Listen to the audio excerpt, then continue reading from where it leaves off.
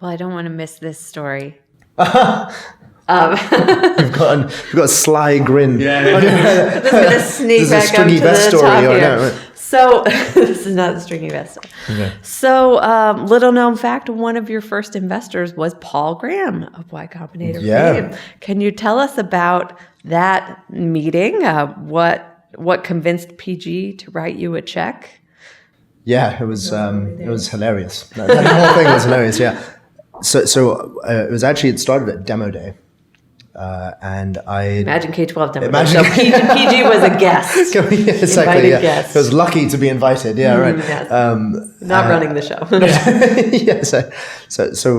And we'd presented last, and we'd been told the whole time that the goal was to meet lots of people and to get them to come by and talk to you, right? And so a good way to do that is to have good metrics, and we were lucky we had this good growth curve. But another way to do that is donuts. And so I had a box of donuts, and I said at the end that hey, we're over there. There's a box of donuts on the table. You guys should come by. And so so the presentation's finished, and we were kind of milling around. We were at our little stand thing, hoping that people would pop by. And who walks over but PG? And he goes to Liam. He's like, "Hey, it was one of the metrics we showed. I think it was an engagement metric." He's like, "I really like that, the look of that." Do you remember what that was? I don't remember the exact one. I'm sure I've got it in the. I think it was something about every 3 seconds. People giving feedback or something. Rewarding feedback. Yeah. Maybe you remember better than I do. Yeah, no, I don't actually remember it. I've got it in the pitch deck somewhere. Yeah. I'm sure you guys have it too. But yeah.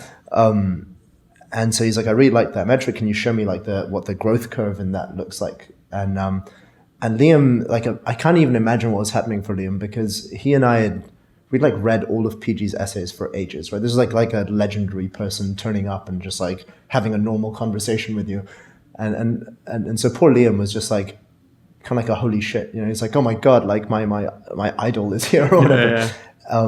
And Liam's like, "Well, I don't have it to hand, but I can pull it or whatever." And PG's like, "Oh yeah, you could just open terminal and do it in there, right?" And but he's starts coaching him through it. And Liam's very he's an amazing technologist, very competent. And yeah, right. And he's like, "Oh yeah, I guess I'll just do that." And so, but it's going to take a while. And the donuts kind of bit us in the ass. Where PG's like, "That's okay, I'll just stand here and have a donut." And so you've got this high pressure data extraction happening for Liam, and in the end Liam's like, "Look, better than this, I'll just email it to you straight after this." And so Paul gives us his email address, and he's like, "That sounds good," and walks away. And so we go home breathlessly excited, right? I don't remember the rest of what happened at demo day, and we craft this email to PG, or Liam does. He's like, "Hey, here's the metric you wanted, look at the growth curve, whatever," and we send it off. And nothing, crickets. And we're like, "Oh, I guess he wasn't that interested." He was just polite, right? But being relentless with this stuff, 2 days later, we email him again, and the numbers were small, so they're growing great. We're like, "Look, it's grown 3x in 2," and again no answer. And we keep doing this for I think the best part of a week, every day or two, we're just emailing another chart. Wow. And then so from Liam's email, and then I get an email from Paul a week later with one line in it where he says, "It is customary to respond to offers of funding." And we're like, what does this mean, right? Indeed, it is. Yes. Yeah, and we're like, "Yes, agreed." Did you want something else with that? And then we check out. I think Liam has some kind of super juiced up kind of Gmail inbox, whatever, and it's it's in a spam folder somewhere. It's like 2 days in. PG's like, "Okay, I'm in," and whatever. I'll write you guys a check and just come around and pick it up. And we're like, so we basically spammed PG for the best part of a week after already having overfunding. And then Liam biked to his house to pick up the check, which was kind of cool. Right. Yeah. I think he was having a nap in the shed. But, yeah. That's great. Tell us about who uses ClassDojo and what problem they're trying to solve when they adopt ClassDojo. Yeah, it's. I think it's important to understand why ClassDojo even exists, and then that gets the problems that we're actually helping people solve. So the reason that we started the company really is because we kind of felt that most kids like don't get the education that's going to make them be happy and successful. And it's bleak. That's bleak, yeah. But the good thing about it is that I think like the answer is already there. Like the answer isn't like some magic technology or a magic policy. It's actually like education is really a product that's made by people in classrooms and in homes. And so our job as a company then becomes to help people in classrooms and homes create a better education experience for kids. And so like that's really like what ClassDojo has been trying to do for a long, long time, like from the start of the company. Mm-hmm. And so that the exact set of problems that we've tried to solve changes quite a lot, right? Depending on the classroom, depending on where kids are, what kinds of things teachers want to do. But I'd say like probably the two main problems we solve today. One is that there's this weird like gulf between school and home. So like kids go off to school for like 8 hours a day and a bunch of stuff happens in a classroom, and then they go home and a bunch of stuff happens at home, and like the kind of the two halves of the day don't really like connect and don't really talk to each other. But that's really like a kid's life growing up. It's like usually like one of those two settings. And it's a bit odd because like in every other part of your life, you're connected to the things you care most about, right? Like on Instagram or whatever, right? But it's very odd for parents that they're not more connected to their kids for like most of the day. And for teachers who actually really care about these kids, that they don't really get a view of what's happening at home. And so we really like, that's one big problem we try and help with, is like bridging that gulf and like creating more of a connection between school and home. And then the second problem is a newer one, but it's really this it's kind of like teachers have struggled for a long time to try new ideas in their classroom. So like the pace at which new ideas get introduced to classrooms is actually quite slow. And it takes quite a long time for a teacher to try a new practice. They might have heard of like, I don't know, personalized learning or like something like a growth mindset, like a new idea. And it's quite tough. And so we're trying to like help teachers try more ideas in their classrooms and make it easier and faster for teachers to bring new ideas into their classrooms. How does your product make that easier for them? Oh yeah, so for the first part, we basically just helped teachers share more of what's happening at school every day. Sure. So teachers could share pictures and videos through the school day home. Yeah. So this new bit was from like a couple of years ago, where and it kind of it wasn't really like a plan. It kind of emerged from something one of the teams was doing. So we spend a lot of time in classrooms and always have, and we kept hearing this thing about social and emotional learning. Like there are lots and lots of teachers who really want to teach their kids things beyond like reading and writing and maths, but like softer skills. And it was really tough for them because it's like quite a fuzzy area. They're like, well, what do we do next? Like I want to teach my kids about curiosity or creativity or empathy. These are like important things for people to learn, but we don't really know how to teach them. And so a few years ago, we went down the road to Stanford. And there's a professor there, Carol Dweck, and she's got this, you know, right? I don't know if everyone listening knows, but you know. And she's got this idea called the growth mindset. It's like a really famous TED talk, and she's got a book about it. And it's basically the idea that like you're not fixed in your abilities, and that through practice and persistence, you can get better at stuff. But it's amazing how many kids grow up without that idea really in mind, right? They're kind of told you're a math person or you're not a creative person. And these are really like quite limiting mindsets. And so we wanted to see if we could help teachers like undo that, like just start with that one idea, see if we could help more teachers share this idea for growth mindset, because they'd already talked about wanting it, like we heard it from them. And so we went to Carol Dweck and her team, and we were like, look, if we could get this idea to lots and lots of schools, what would we do? And we together came up with this idea of like making short stories, like animated shorts, 3 to 5 minute little like thought starters or conversation starters for classrooms. And so we produced, it was the most like hack job I think we've ever done. It was like 8 weeks from like the first conversation to getting this series done. We did it all in-house. It was like 3 people in like a tiny room. But we made this series of like 5 animated shorts about growth mindset. And they weren't really like, you know, you've got the Khan Academy kind of lectures. They weren't really lectures. They're just like stories. And at the end of the story, there was a question. So it didn't really give you the answer. It was just like a story, like teeing up some interesting thoughts for you to discuss. And so we made this series and we put it out, we distributed it on ClassDojo. So every teacher who had a ClassDojo account, it popped up in the app one day for them. It's like, hey, you can teach your kids about growth mindset. And it was crazy because we'd never done anything like it before, and we didn't know how it'd be used. But we ended up with something like, it's something, I think those videos have reached about like 15 million kids now in classrooms, which is like nuts. Yeah.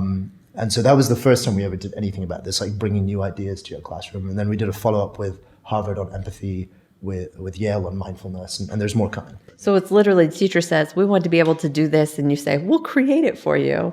Or we'll find experts. Yeah. we're not the experts on growth mindset, but there are experts on it. And if we can... It's not just facilitating things that happen in the classroom, it's actually providing. It's actually helping people move classrooms forward. Right? Like if you really believe the thing that I said, that most kids don't get the education that they should get for now and the future, and you believe that teachers want to do the right things for kids, then I think it's important to help teachers not just do what's already been done more efficiently, but actually help them do new stuff. Yeah. And how are you measuring the success of teaching a growth mindset? Yeah, it's a really good question. So like there's kind of there's like an input and an output measure, right? Yeah. And the input measure for us was really just like, do people use this? Okay. And so use meaning like use the app, you watch the video? Yeah, do people watch the video? Do they do the activities in the classroom? Do they share at home with parents? Yeah. And so that's quite a good like effort measure, I think. Okay. The real truth with the growth mindset stuff is that like the output measures, I think, are like from what we can tell from research, they like take a bit longer. Like they're mostly like psychology research, and it takes a bit longer to really see if people's mindsets have changed. So I think like there's this question that comes up a lot of like, should you do stuff that people use? Should you do stuff that's like high efficacy? I think it's actually like a false trade-off, but I think you have to be clear about what today we know how to measure and we don't know how to measure. And the thing that like we can measure is like, are people voluntarily adopting and using this? Like, is there demand for this? And the thing that's going to take a little time to figure out is like, hey, is the whole world now having more of a growth mindset? But what we do know is that like, for 15 million kids, they've been exposed to the idea for growth mindset, and they're using the words in the classroom, and they're using things like, it's not that I can't do this, I can't do this yet. Okay. And like that's kind of a cool like starting point. I think. I think we're far from done with it. But yeah. Yeah. Great. So from the beginning of the company, you've been very effective at talking to your users in such a way that you really understand their problems, I think. And you're and you're describing now, as the company grows, you're gathering this from your users and giving them the things they really want for their classrooms. Can you talk a little bit about how in that early stage, before you knew what your product or even maybe your audience was, how you figured out, how you developed, like what are strategies for developing that deep understanding of your audience? What are some specific things you did early on and that you continue to do to keep that connection so you can be building the right things, solving the right problems? Yeah, that's a good one. It's a really important like theme in the company. We talk a lot about empathy a lot. I think before we even came up with like the idea for the first product we ever built, actually like I think something people might not know is that like ClassDojo didn't actually start. I mean, you remember, Karen, we didn't actually start as like a company. It came really from like I'd worked in education for most of my life, like in classrooms, around classrooms. Liam had been, my co-founder, had been doing a PhD in computer science focused on technology in classrooms. And so it really came from more like a passion for education-y stuff. And when we turned up in California to do Imagine K-12, like we basically didn't know anyone in America at all. Like we'd never lived in America, we never worked here. Like we'd met like this guy called Jeff Ralston on like a video call once, right? And like Tim and Alan were on there as well. And so it kind of enforced like a naivety in a way. Like it kind of removed any sense of like, hey, we know what we're doing and we've got the idea and we'll go and do an idea. So it kind of enforced the like get out and like try and understand what people who are actually doing this need. And so the first like I think it was like 6 weeks. Yeah, we were here for 6 or 7 weeks before we launched the first version of ClassDojo. 7 weeks. And in those 7 weeks, it was mostly me, but Liam was involved too. I did basically anything to get in front of teachers, to get to classrooms and talk to people. And so that like on the easier side, it was some schools publish like teachers' email addresses just on the website. And so I'd like just email people, and it was kind of a weird email, right? Because it wasn't like a pitch for anything. It was more, hey, like I told them a bit about us, and I'm like, we'd love to help in any way that we can with whatever you're doing in your classrooms. And like, so what's the worst problem that you face every day? Like, just please let us know. It's like asking for like a one-line response. Just let us know what the worst problem you face every day is. And so we did that. I think I emailed a few thousand people, and it was like scraping email addresses. It was like, I've had a friend at Teach for America. I got on some of the email list there. I had friends who are teachers in the UK and Australia. We kind of emailed just as many people as we could. But the other thing, which was like more, probably like if you step up the difficulty a bit, was we'd go to local schools.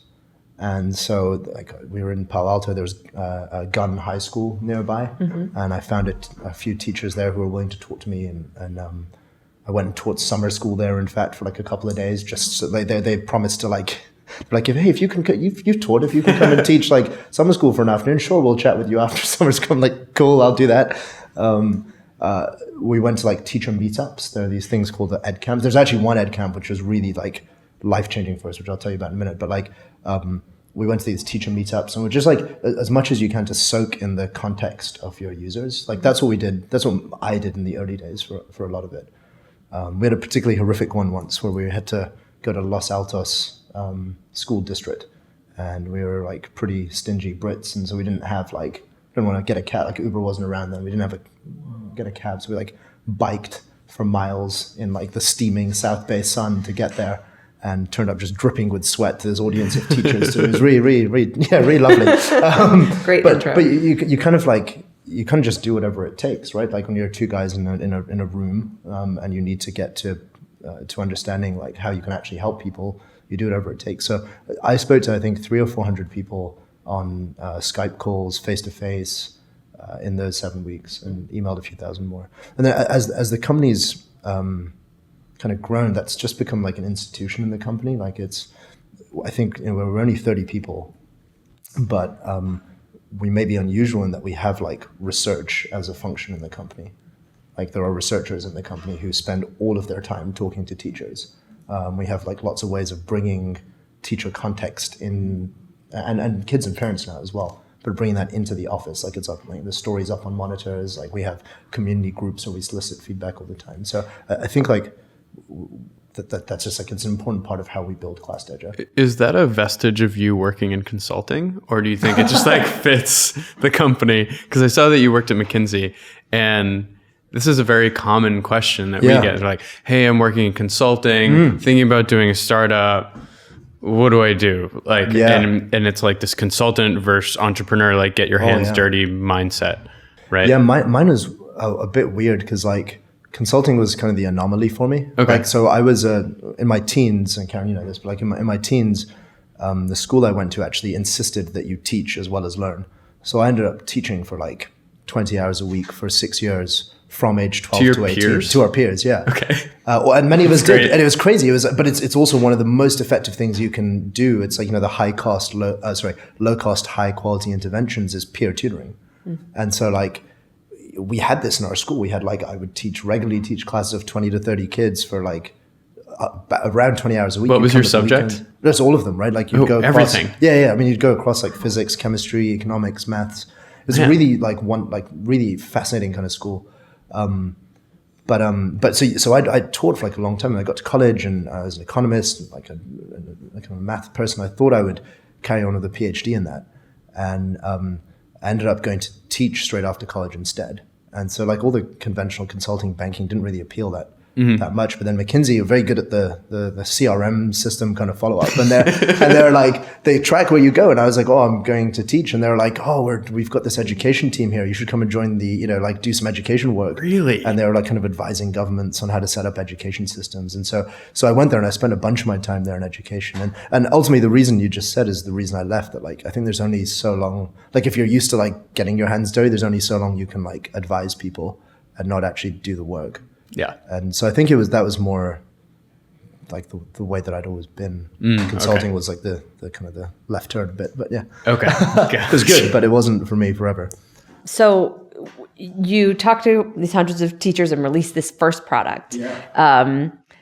tell us about the early days of growth, what you think drove that, and how that's shifted over time. What have there been transition points where ClassDojo went from kind of this growth engine to this other one? Have you anticipated or managed those transitions, and what do you do now?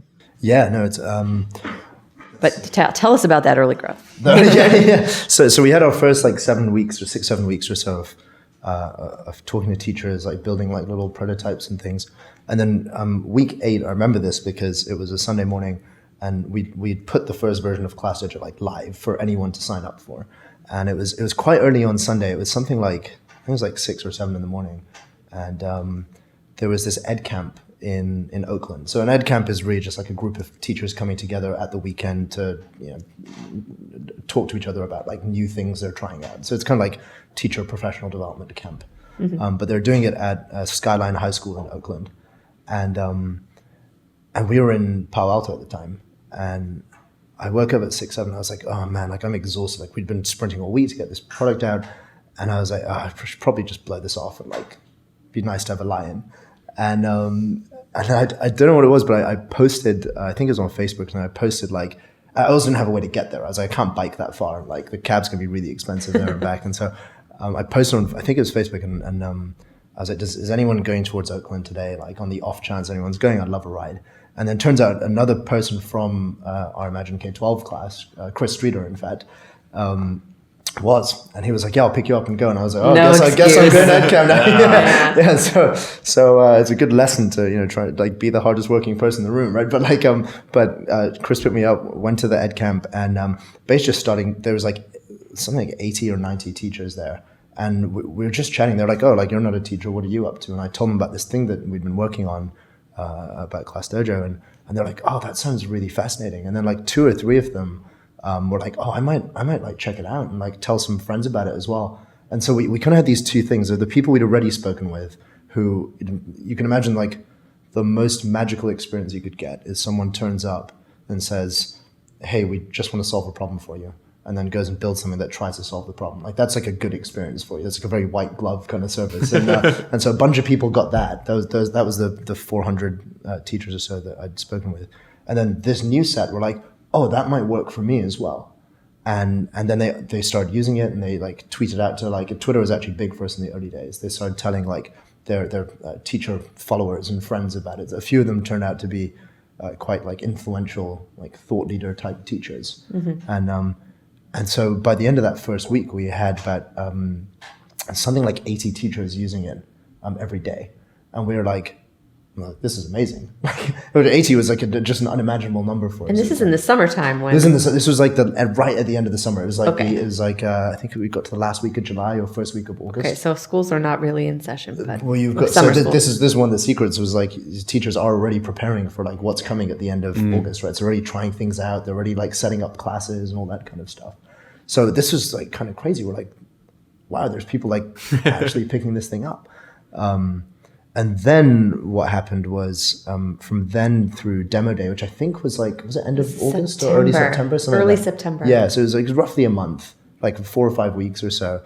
And it had gone from like 80 teachers, like something like a few thousand people using it. And we were like this has just blown our minds, right? We're like, this is kind of crazy that it's just spread. And all of that was purely through the product. It was just like we didn't say through the product. It wasn't like some clever viral flow or whatever. It was like one teacher using it or saying this will solve a problem for me, and then spreading it to other teachers. And so we'd find one teacher in a school would pick it up, and then it would like travel through the whole school. And that happened a lot in the early days. So that was kind of early stuff. It was kind of we weren't doing a huge amount on trying to drive growth. It was more just like building a good product.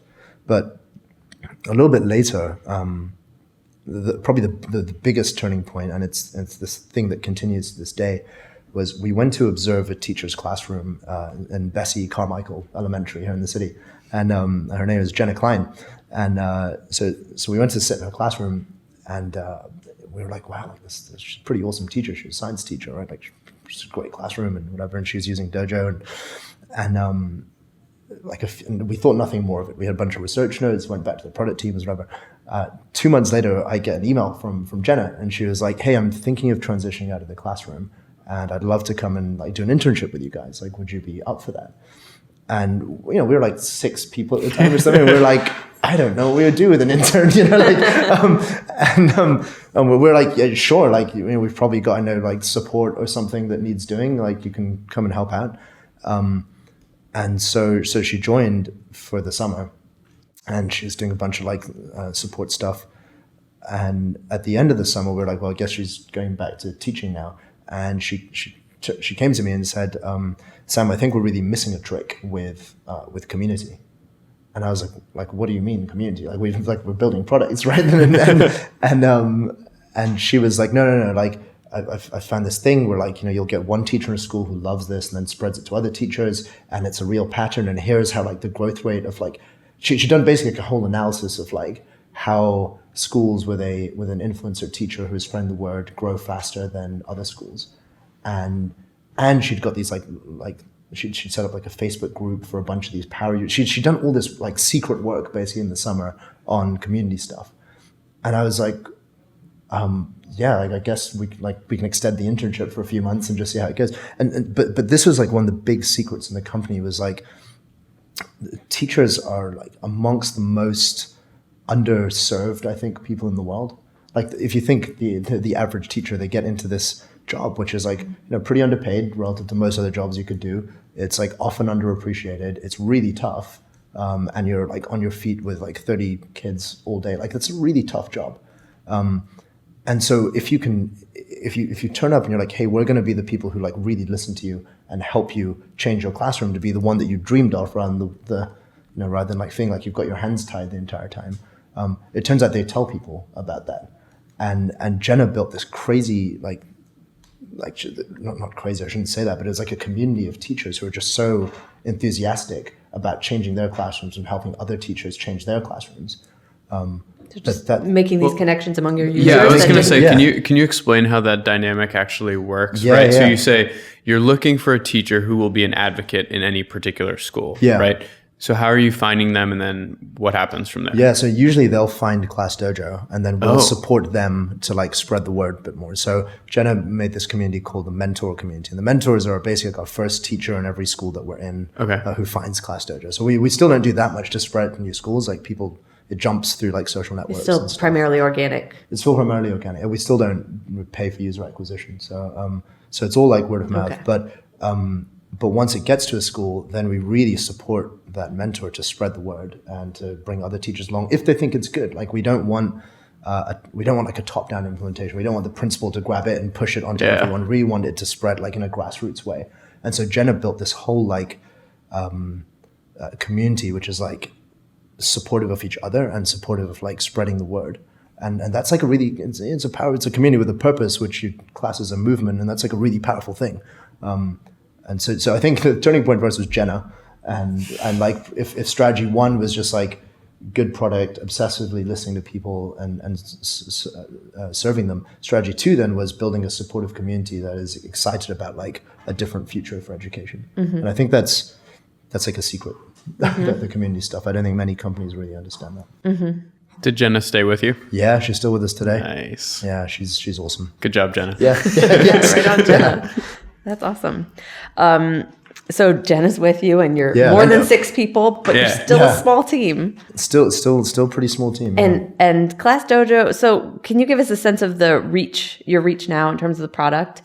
We usually talk about the percentage of schools that we're in. So in the US, we're in like 90% of K-8 schools in the country now, which is about 100,000 schools or so. Okay. You're in about 100,000 About 100,000 in the US, okay. And so there may be one teacher? There may be one. There's more and more, it's like whole schools, but it's at least one being active. Okay. And then this is actually the first year that we're bigger internationally than in the US. So we've got more schools outside the US now using it than in the US. So more than 200,000 schools using it then. Okay. Got it. And about half of those in the US. So you're used by all of these schools, and you guys have raised over $30 million in funding, but you're still a team of just 30.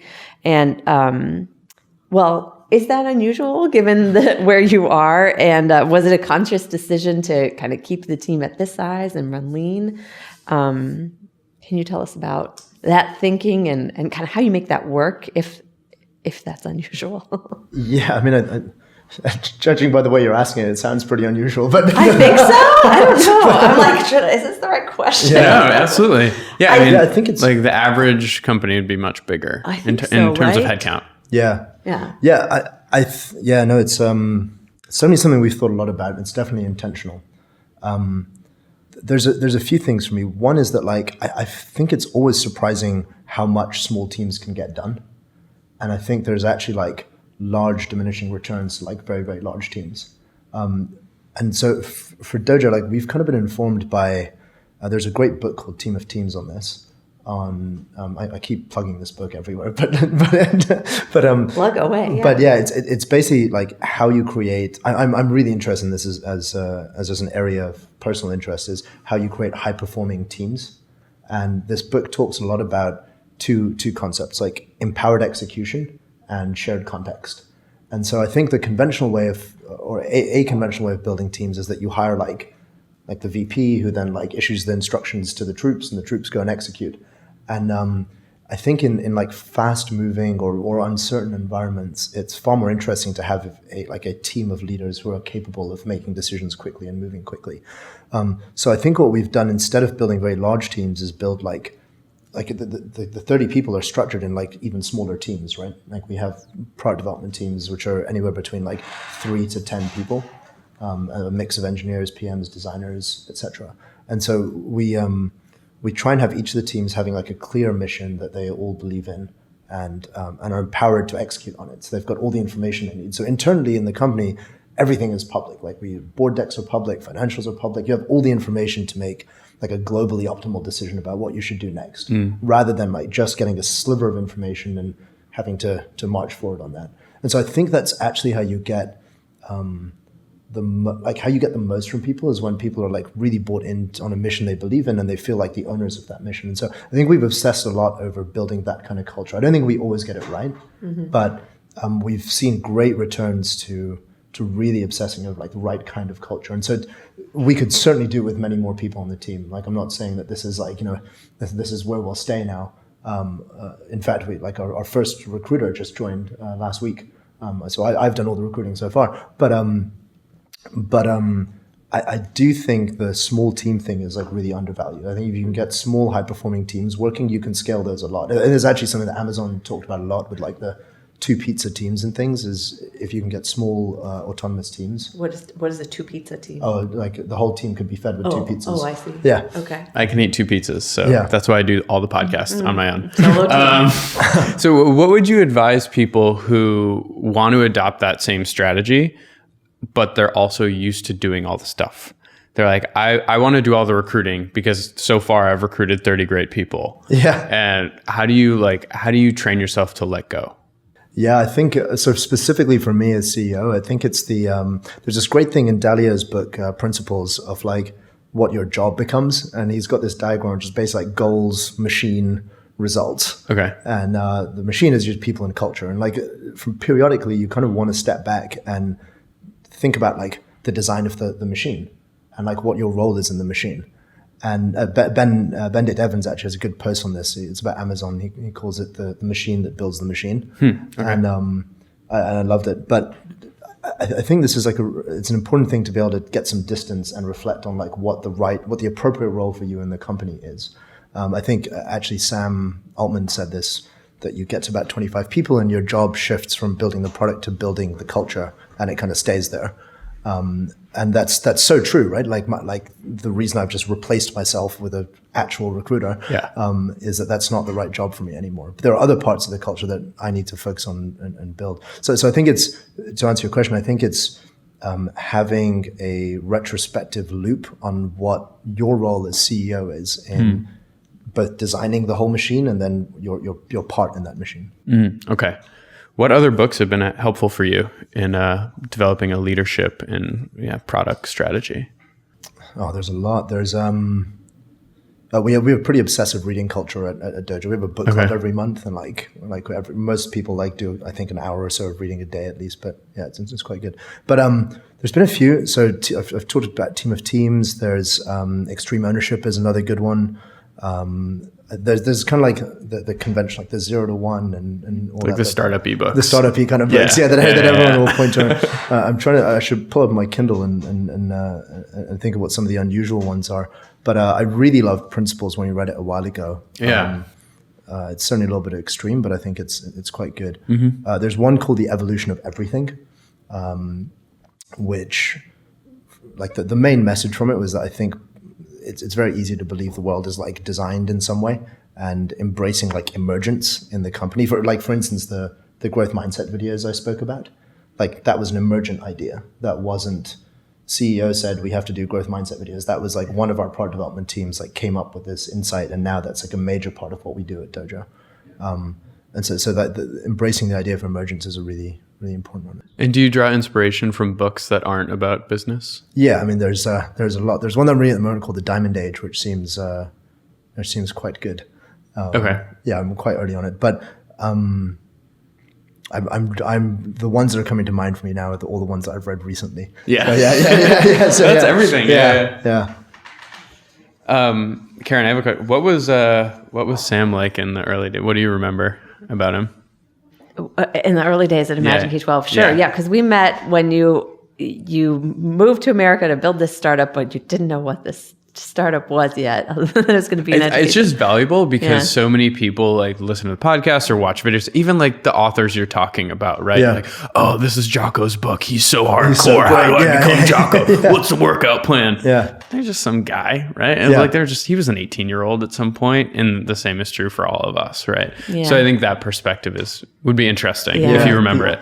Early days with Sam, I remember, you're very easy to talk. Sam is very easy to talk to. And so that kind of stands out. And I think was probably part of what made that early learning from customers so possible. But yeah, I remember, those early months, it seemed like a very stressful time because you didn't know exactly what demo day was coming. Product didn't exist yet. The idea was taking form. But Sam and Liam would just kind of show up and be like, yeah, we're working. We're getting all this, we're talking to all these people, and we're kind of wondering what's going to come of this. What's going to come of this bet? And here came ClassDojo. And I have this vivid memory of Sam. You're talking about your frugal British nature. Sam wearing glasses with only one side of the glasses was still holding them to his face, and the other side was missing. And would think like, is there a word for that? Like the love of like patching things together in the UK? Like you see it with houses too. Yeah, there's like the idea of like the crazy like British inventor. There's like the one person in a shed or whatever. I think that's actually Liam. That's not me, but like I think that's there should be a word for it. Yeah. It wasn't quite patched. It was just dangling on his face. There's no patching. The glasses still seem to serve their purpose. Turns out you don't need two of those legs. Really, really proud days. Those. And what has changed since you guys just start? Like, I'm sure you had some degree of vision, right, in the beginning, and what you thought the product would be. What changed? What were some big realizations? Oh man, yeah, that's a big question too. What's been amazing is like the core thesis that I said at the start that like I actually think education is made by people, not by technology, and the role of technology is in service of people, supporting them. That thesis hasn't changed. Like from those early conversations, it became pretty clear that like the best way we could have impact was by serving teachers, helping them like connect with the kids and parents, and then helping them improve their classrooms. And that would be a way to both have impact and to scale. But like the product, I think the thing that's changed the most is like the actual products that we've built. So ClassDojo has never been like a one product company. I think like the first problem we ever worked on was helping teachers build a better classroom culture. And that was just a product for teachers to use inside the classroom. Later on, it became far more important for us to share beyond the classroom to include the whole community, families, also other teachers and the principal in the school. And so it became much more of a networked product than just like a single player kind of thing. And then the thing that changed after that was that network could then be used to share more and more ideas, right? And so that was probably the latest evolution. Okay. So it's kind of like the product, I think, has changed a lot. Yeah. I think the thesis for the company stayed largely the same. Okay. And were there learnings that may be counterintuitive that are maybe, I guess it could be for EdTech specifically or just a startup in general? I'm always curious to see what people pick up along the way that they didn't expect at all in the beginning that you would advise other founders to keep in mind. Yeah, I actually wrote some of these down. Let me just put one of these up. Yeah, I thought about this one because I saw it. I think like one of the ones for me was this thing of this. We talked about it a bit, but like the small teams thing, because the whole way we've always been pushed by investors to like just grow, like you've got to like hire more people and grow faster and whatever. And when you think about this a bit from the realities of the education world, like you work in school years. So there's no point you being alive for like 3 out of the 12 months of the school year. You better be around in 12-month like chunks. And so I don't know if that's counterintuitive, but it's not obvious from the outside. You'd be like, well, we should just hire people in like January. And then, it's like, cool. But if that means you run out of money in June, then you don't get another school year. Yeah. So that was good. And I think like it's been surprising. It's always surprised me how much small teams can do. So that was a big one for me. Another one for me was like the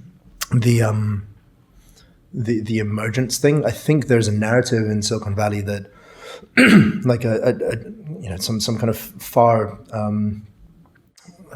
forward-looking visionary will like come down from the mountain with the plan and then give it to the troops, and like the troops will just go and execute it. And it may be true, right? Like there may be people who are just that brilliant, and like that's I think that is the case in a few instances. But for us, I think we've got a lot of mileage out of just like embracing the idea of like your job isn't to like minimize the chaos, but it's like empower people to think big and to be bold about the things that they might do. And the only way you can really do that is one, by making the company a psychologically safe place and the team's a psychologically safe place. Like if you're always being judged on like success and failure at every moment, it's really tough for people to think big. How do you do that? I mean, because that's an issue everywhere. Yeah. So one actually interesting thing we did recently, it wasn't so much for products, but it was across the whole organization, was we started a running log of all issues in the company. Okay. So this is really weird, right? And it's internally public for everyone to see. Whoa. And anyone can add to it. You can add anonymously. You can add like with your name on it. And so it'll be everything from like, hey, like the priorities aren't clear, to, hey, like we're really like creating too much trash, to what happened with that, that X project that we never heard about. Yeah. And so the idea is that like I think we really value building a culture where we can be like real with each other. And it's never in like a hard or arrogant way. It's actually in like the most empathic way that like we all think this mission is like really, really important. It's really important that like every kid in the world gets a better education in a reasonable period of time. And so we're all here to do that. And so any issue that's standing in the way of doing that, like it's far better to like drag it out into the light where it can be solved than to like have it fester quietly. And so I think that like building the kind of company that like quickly surfaces and resolves issues rather than letting them fester is really important. So my like for that one practice, it's recent, but we review that log every week. The guarantee is that there will always be action taken on it. Like we'll prioritize it and we'll take action on it. But we do it in Asana and you can like follow along. So if you've submitted an issue, it's going to get worked on. The idea is not a new one. It actually came from, there's a plant called the Numi plant, which was the partnership between Toyota and GM. And it went from one of the worst car production factories in Fremont to one of the best in the world. And it did it by like really empowering the people doing the work. And they would guarantee that any suggestion you put in the suggestion box would be acted on straight away. And if it couldn't be acted on for some reason, they would publicly announce it within a week why it couldn't be acted on. And so it's like you imagine a factory looks like. It's not that. It's like you just do your little slice of the assembly line and move on. Anyway, I'm digressing a bit, but I think that was really counterintuitive. That like the standard narratives about what great companies and great leaders do, which is set the vision and tell people what to do, is like we're so far off for us. And there's strong parallels with classrooms. I think great teachers don't tell the kids what to do. Yeah. And so it's a nice like golden thread from inside the company to out of it. That's a great insight. I I used to work at The Onion, and when everyone, it's something that's not necessarily obvious, but The Onion doesn't have bylines, and that anonymity is amazing for creativity. Wow, yeah. Because it's so easy. You're like, I don't know, this like might be a little racy, or this is like super weird. Like, I don't know if I want my name behind this headline. Right. Doesn't matter. It's all by The Onion, or it's by made up people, right? That's it's like an amazing. op. Wow, Yeah. That's super and cool, it was so handy. And so, yeah, to your point, like, I think if people could submit, issues anonymously, but also see it tracked. Yeah. Super helpful, especially, I mean, place like YC, same thing. Yep. Like we could do a better job. For sure. Yeah. So your product serves it's like in a sensitive space. You have sensitive audience, right? You're used in schools by teachers teaching young children, and everyone's very interested in what young children are touching and what kind of lessons they're receiving. And a few years ago, you went through some kind of court of public opinion trials. Yeah. So I want you to share about that, because I think every company has to worry about how they're perceived and how. And that court of public opinion, but it's really amplified when you're dealing with an audience that includes, when you're serving customers that include young children. Yeah. So I want to see if you could share, a little bit about that story and what you learned from that, kind of as a company, in terms of how you manage that side of what you have. Yeah, no, totally happy to share. I think like this actually. I think Imagine K-12 had an amazing role to play in this. No, not in a bad way. Like kind of like 5 or 6 years ago, right? Like there was this new cohort of like EdTech companies that just like launched into the world, and it was a really like uncertain world for like all of us. I mean, you guys were also building Imagine K-12 and like, and there's lots of learnings there. There are lots of learnings for us. So we did like the conventional thing, which was like build a product that people love, get it out to lots of people, focus on that. And all of us did it because that was what we were, that was the conventional wisdom of the Valley at the time. And I think it was like a few years in, I forget exactly which year it was, but there was really like this sudden, like, oh my God, like there's all this technology in classrooms now. Like, what is it? Is it good? Is it bad? What is, et cetera, like lots and lots of debate and discussion about it. And it really like dragged a few things out into the light for me, right? Because like the naive way to build products is like, we'll just build a great product and everything else will take care of itself. And you most often hear that with like founders who don't want to do sales, for instance, right? But this one wasn't sales at all. It was actually like clear communication. And so as a company, which like, we have a lot of introverts in the company, and I used to be very extroverted, but more curmudgeonly over time, like you kind of forget that like, that's actually like really, really important. Like it's important to do what you say and say what you do and to be clear in your communication. And so you'd had like a few years ago, you had, a bunch of young startups who had suddenly got to scale, or some scale, interesting enough scale that it was relevant, who had like boilerplate like terms and conditions or privacy policies, or hadn't updated the website, and we're guilty of all of these, but hadn't updated the website to actually describe what you do, or had catered to one audience like teachers, but not to like districts. And so like I think the thing that, and we actually the thing that like started to solve it in the end for us. What was the criticism that you guys were dealing with? The criticism was like, there are lots of criticisms for I think not just for us, the whole industry, but for us, it was like, well, like what happens with like kids' information, right? Like, because the only parallel people and there's actually 2 points here. One is communication. The other is like what's your business model, right? And so the first one on communication is important for everyone. The second one, if you go back a few years now, the main example people had was like of business on the internet was like Facebook or Google. Like these are like the companies that often get held up, right? And they're like, oh, like those companies like literally take users' information and give it to advertisers. And so when companies like are working in classrooms, like, I don't think that's acceptable at all. Like that's not like that would be a really bad way to build and fund an education technology company. And so I think it's really, so in the first, it's important to be clear and crisp in your communication. And I think many of us weren't there. Like I know a few of us at least rewrote all of our policies in like 6th grade language or 6th grade level English. just so that anyone could understand them, right? Because privacy, your terms of service. Yeah, because legal jargon is legal jargon, and it's like confusing and weird for everyone, right? But if you write it in like, what does this mean? That goes a long way. Also being clear, like, hey, this isn't an advertising company. Your data's not going anywhere. It's yours. You can delete it. You can change it. Like if you don't delete it, we'll delete it after like X years of inactivity or something, right? So because we don't need it, like it's yours. Like it's not doesn't we don't need it to sell ads against. And so then the second thing was like making sure your incentives are aligned with your users. And so for us, like actually the best business model in the world is like also the oldest one in the world, which is like, hey, we'll make some stuff for you. And if you really like it, you can buy some of it, like which isn't like rocket science, right? But like, that's all we're saying. We're like, hey, we'll make a bunch of stuff for teachers and for parents. And we're particularly interested for parents. We're like, well, most parents don't really have very good choices. Like most parents in the world, you have the choice of, if you want to do something good for your kid's education, if you're in the top 10% of the population, you can send them to private school and pay $30,000 a year. But if you're not, like, what do you do?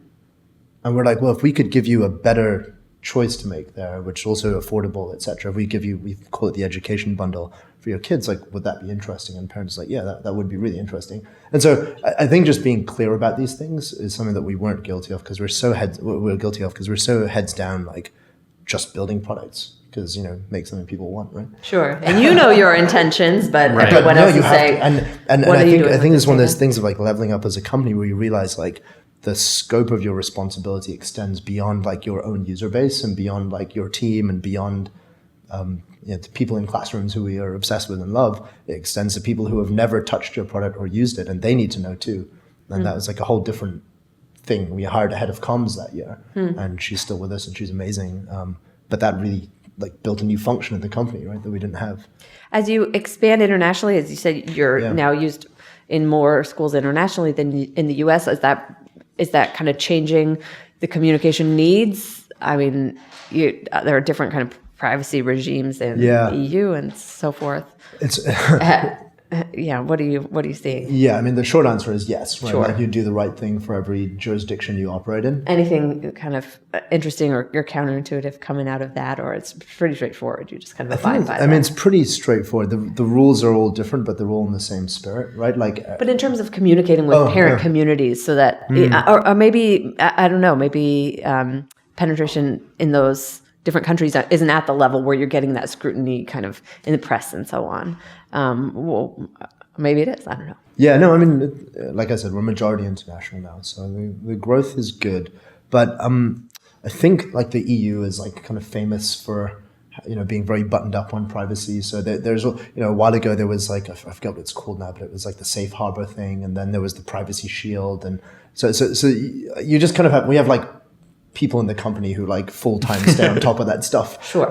Which you don't have to think about when you're like in, with 80 teachers. So I think just as the company grows, you have like more of these considerations to take into account when you're building products. Like our products all go to, we have like counsel who like looks them and makes sure they're compliant with the different jurisdictions. But as far as managing the public conversation about you, has anything interesting come up there that was different? Not non-obvious thing that comes to mind. Yeah. I'm racking my brains to think of one, but that's good. Yeah, not an obvious one. I mean, like I think in general, just like being clearer in communication in all of our products like helps everyone, right? It's not like so scoped to jurisdiction. If every parent is like, oh, cool, like I get to share in my kid's school day now, wonderful, and their classroom's getting better, awesome, but we never say those things before, so yeah. Yeah. You mentioned charging parents earlier for certain things. What does monetization look like for you guys in the future?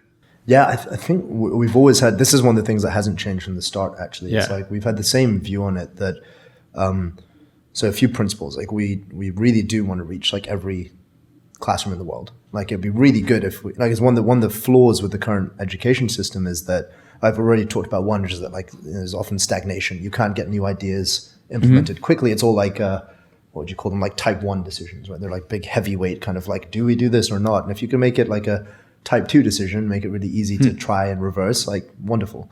I think that lets more innovation happen. But a second flaw in it is the inequality. People will talk about how education in the US is broken. Like it's not actually for a few people. It's really good for a few people. And for most people, like the difference between the luckiest and the average is like large. And so for me, like if you're working in education, there's almost like an imperative to work on the equity part of it. And so we don't want to do anything that prohibits us or like gets in the way of that equity argument. So we do want to get to every classroom in the world. On the other side, I think like the business models of education have mostly been about selling to schools and districts. And this is like slow. It takes a while. It would get in the way of that goal. But there's a really interesting observation we had that I think I've already alluded to, that like parents like everywhere in the world, like for the most part, really care about their kids. Yep. It's something we've done for like a long time, right? It's an evolutionary thing. It's not just a job. It's just like we're wired to care about You have to keep kids. it alive. Yeah. Like the small ones, you very clearly have to keep alive. Right? It's a tiny person that depends on you. And so we're like, well, these are also people who are like really underserved in my view. I'm like I said, you have fairly limited choices. You hope the school near you is really good and that the specific teacher whose classroom you go to is like, that's a really good teacher. And maybe if you can afford it, you like move houses or move jobs, whatever, to get to a better school. But like, for most of the world's population, that's pretty unreasonable. Maybe you can go to private school if you can pay the fees. But like, again, pretty unreasonable, pretty out of reach. And I'm like, well, if we could just create value for parents, enough value that like there's something there that they want to pay for. That could be interesting. And if it could be like relatively affordable on the order of $10, let's say, sure, like a month, like that would be amazing. And so that's kind of the general direction we've gone, and we've and that's been the same direction that we've pursued from the start. So yeah, another common question that comes in over the board a lot at YC is, how is EdTech different than traditional or whatever startups, tech startups? And actually, probably both of you guys could answer this one. Yeah, do you want to go after first? you? Yeah. Oh, well, that's very nice. Well, there's like the obvious differences I think that we've spoken about around like, hey, how distribution is different, and like the things around privacy and security need to be buttoned up on, and how it's not quite consumer or not quite enterprise, somewhere in the middle, I think. But I think the non-obvious one for me is how education it's not a tech product. It's really like, because like unlike other industries, I think education is really just what happens between a teacher and a learner. And so it's really like a very human creation. And so the role of technology is really like to support that, not to like replace it. And the analogy I always use for the team is like, and I think this is really important, because like the analogy I use for the team is the difference between a technical system and a human system. And if you're making like one perfect technical system, like a MacBook or a Tesla, let's say, probably the right strategy is to have like a perfect design for it, and then just like sell it to as many people as can afford it and hope it gets cheaper over time. Like it's like design first and then give it and then sell it to people. But I think if you're working with a human system, like a team or a classroom, like it's actually a really bad strategy to like design something and then just like impose it on people. I think you actually follow the opposite order, where you get to people and you help them design the changes they want to make in their like their human systems. And I think that's like a non-obvious but really important mental model difference. Would you agree? I haven't thought about it in those terms, but absolutely. I think, like you said, this is a human system, and you need to be worried about, or not worried about, but conscious of the fact that it's not going to be consistent across every implementation, because you have humans involved. I would also say, EdTech has a very compelling double bottom line. Companies can get into this because they can build interesting businesses, but they can also have a big impact on this equity problem. That's very interesting and compelling to work on. It's also ripe for lots of solutions to come in and make things more efficient. I think if we look at kind of the administrative level in education systems, in K through 12, especially in districts, they haven't been well served by